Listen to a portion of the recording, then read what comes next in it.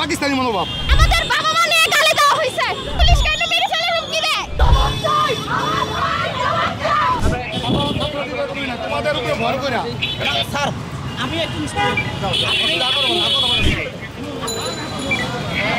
তিনজনকে ধরে নিয়ে গেছে শুধু শুধু আমরা শান্তিপূর্ণভাবে ওদিকে দাঁড়িয়ে আসছিলাম, কিন্তু ওনারা আসছে একবার বলছে আমাদের চলে যেতে, আমরা আসতেছি তারপর আমাদের তিনজন ভাইকে ধরে নিয়ে গেছে। এখন উনি বলতেছে ছেড়ে দিবে, কিন্তু আমার বিশ্বাস হচ্ছে না। আমরা পাকিস্তান, আমরা এই দেশকে পাকিস্তান বানাইছি। আমাদের বাবা আমার কথা জুলুম হচ্ছে, আমরা সাধারণ শিক্ষার্থী হয়ে দেশে মানে জুলুমের হচ্ছে।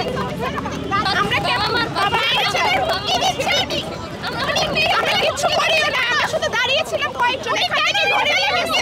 এই পুলিশ কেন মেরে ফেলে হুমকি দেয়। ভাইয়া তোমরা বাসায় চলে যাও ভাই, প্লিজ প্লিজ আপনি আমাদের মিডিয়া যান, যদি এই বিষয়ে কথা বলছেন মিডিয়া যান। তাহলে আপনি কিভাবে নিশ্চিত শিবির বললেন? হ্যাঁ শিবির, ওদের কথাবার্তা রেডি ছিল, আমি বুঝেছিল শিবির ওদের পাকিস্তানি মনোভাব, এই কারণে বললাম।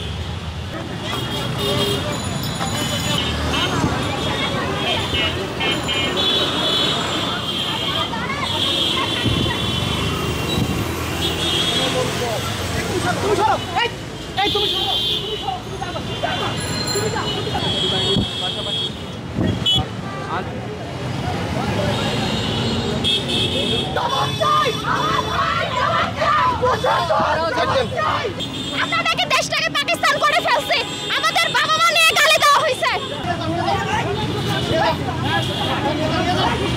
দেখছেন এই মুহূর্তে কিন্তু দুইজনকে আসলে পুলিশ কিন্তু ধরে নিয়ে যাচ্ছে।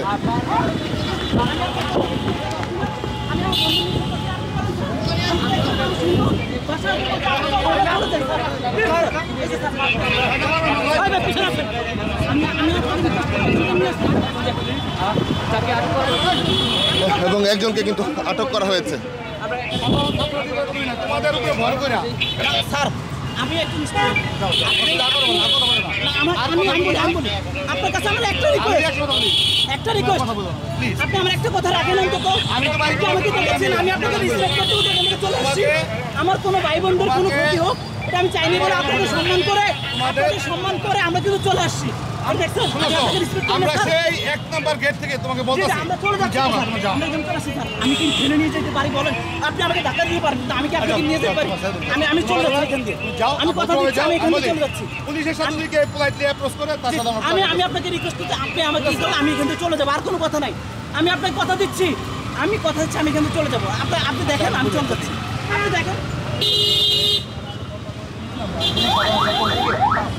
দেখেন আমাদের বিষয়টা আমাকে কি পরিমাণে রিকোয়েস্ট আপনার কাছে, আপনি আপনার সঠিক, আপনি আমাকে একটু সুযোগ দিলে আপনি পারবেন স্যার, এটা আপনি পারবেন স্যার। আপনার নামটা কি? আমি ভাই এখন তো আমরা আজকে 1 মাস যাবত খাইতে পারি না, ঘুমাইতে পারি না। নামটা কি? আমার নাম নাহিদুল ইসলাম। আপনাকে কেন আটক করা হয়েছে? আমি আমাদের ভাইদের যেই দাবি দেওয়া সেগুলো নিয়ে যখন আমাদের ভাই বোনের সব একসাথে হয়েছি, তখন স্যার আমাদেরকে বললো যে আপনারা চলে যান। আমরা তাদেরকে সম্মান করে আমরা ব্যাগ দিকে আসতেছি, আসারও তো একটা সময় লাগে। স্যার আমাকে অনেকবার আমরা সেই জিনিসটা রাখছি, আস্তে আস্তে সব না দাও,